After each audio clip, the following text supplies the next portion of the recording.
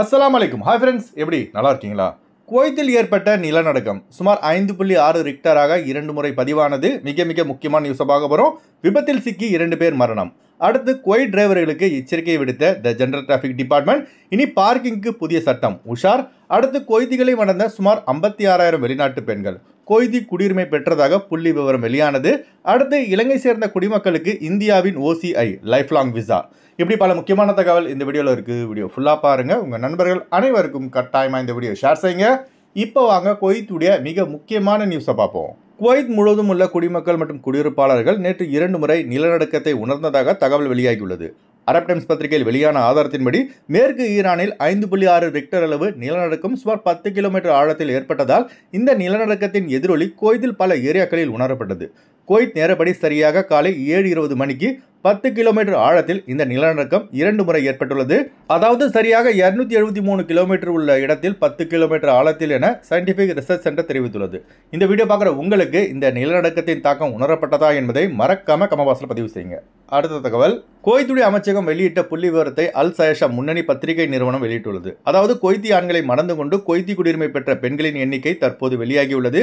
வெளியான ஆதாரத்தின்படி குவைத் சுதந்திரம் பெற்றதிலிருந்து 2020ஆம் ஆண்டு வரை சுமார் 56,689 வெளிநாட்டு பெண்கள் குவைத்தி ஆண்களை முறைப்படி திருமணம் செய்து கொண்டு குவைத்தி குடியுரிமை பெற்றுள்ளார்கள். அதுபோல நம்ம சப்ஸ்கிரைபர் ஒரு டவுட் கேட்டிருந்தாங்க. இந்தியர்களை இலங்கை பெண்கள் திருமணம் செய்து கொண்டால் அவர்களுக்கு இந்திய குடியுரிமை கிடைக்குமான்னு கேட்டிருந்தாங்க. அதாவது இந்திய குடியுரிமை அவ்வளவு எளிதாக கிடைக்காது. ஆனால் OCI அதாவது ஓவர்சீஸ் சிட்டிசன்ஷிப் ஆஃப் இந்தியா கிடைக்கும். இந்த OCI கிடைத்துவிட்டால் போதும் இவர்கள் இந்தியாவில் இருக்கலாம், இலங்கையிலும் இருக்கலாம். இந்தியாவில் இருக்க இவர்களுக்கு விசா தேவையில்லை. OCI என்பது லைஃப் லாங் விசா மாதிரி. அப்படி OCI கிடைக்காவிட்டால் வருஷம் விசா அடிச்சுட்டு தான் இந்தியாவில் இருக்க முடியும். இந்த ஒரு வருஷம் விசா ரினியூவலுக்கு இந்திய ரூபாயின் மதிப்பு 2000 செலவாகும். இதுவே OCIக்கு பார்த்தீங்கன்னா, அதாவது ஓவர்சீஸ் சிட்டிசன்ஷிப் ஆஃப் இந்தியாவுக்கு பார்த்தீங்கன்னா 15,000 ரூபாய் வரை செலவாகும். அடுத்த தகவல், குவைத்துடைய நார்கோட்டிக் கண்ட்ரோல் டிபார்ட்மெண்ட் குவைத் முழுவதும் நடைபெற்ற அதிரடி செக்கிங்கில் சுமார் 1284 மதுபாடல்கள் பறிமுதல் செய்துள்ளது.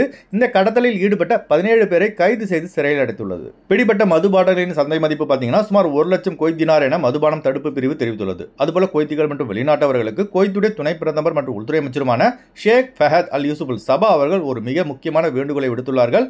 மதுபான வியாபாரம், சாராய தொழிற்சாலைகள், விபச்சாரம் இது போன்ற குற்ற செயல்களில் யாராவது ஈடுபடுவதை கண்டால் உடனே 112 என்ற அவசர தொலைபேசி நம்பருக்கும் அல்லது 1884141 என்ற நம்பருக்கும் தொடர்பு கொண்டு புகார் தெரிவிக்கலாம் என உள்துறை அமைச்சர் அவர்கள் வேண்டுகோள் விடுத்துள்ளார்கள்.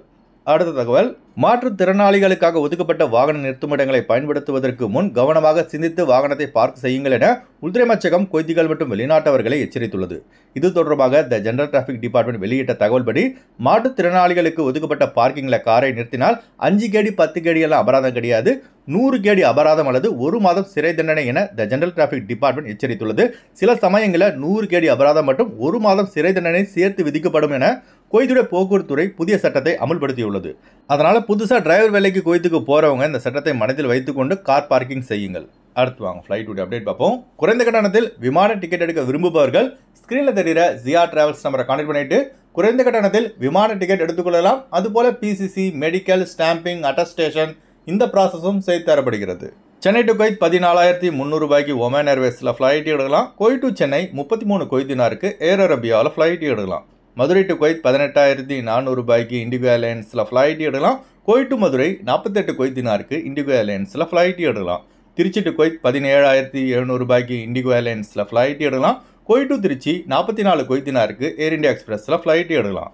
பெங்களூர் டு குவைத் 15,700 ரூபாய்க்கு ஆகாஷ் ஏர்லைன்ஸில் ஃப்ளைட் எடுக்கலாம். குவைத் டு பெங்களூர் 44 குவைத் தினாருக்கு இண்டிகோ ஏர்லைன்ஸில் ஃப்ளைட் எடுக்கலாம். கொழும்பு டு குவைத் 82 குவைத் தினாருக்கு கல்ஃப் ஏர்லைன்ஸில் ஃப்ளைட் எடுக்கலாம். குவைத் டு கொழும்பு 33 குவைத் தினாருக்கு எத்தியாத் ஏர்லைன்ஸில் ஃப்ளைட் எடுக்கலாம். அடுத்து வாங்க குவைத்துடைய தினார் ரேட் பார்ப்போம். ஒரு தினார் குவைத் இந்தியாவின் மதிப்பு 274 ரூபாய் 65 பைசாவாக உள்ளது. ஒரு தினார் குவைத் இலங்கையின் மதிப்பு $938 ரூபாயாக உள்ளது. இப்போ நான் சொன்னது குவைத்துடைய அல்முலா ரேட்டுங்க. அடுத்து குவைத்துடைய கோல்ட் ரேட் பார்ப்போம். 1 கிராம் 24 கேரட் தங்கத்தின் விலை 26 தினார் 406 பில்ஸாக உள்ளது. 1 கிராம் 22 கேரட் தங்கத்தின் விலை 24 தினார் 214 பில்ஸாக உள்ளது.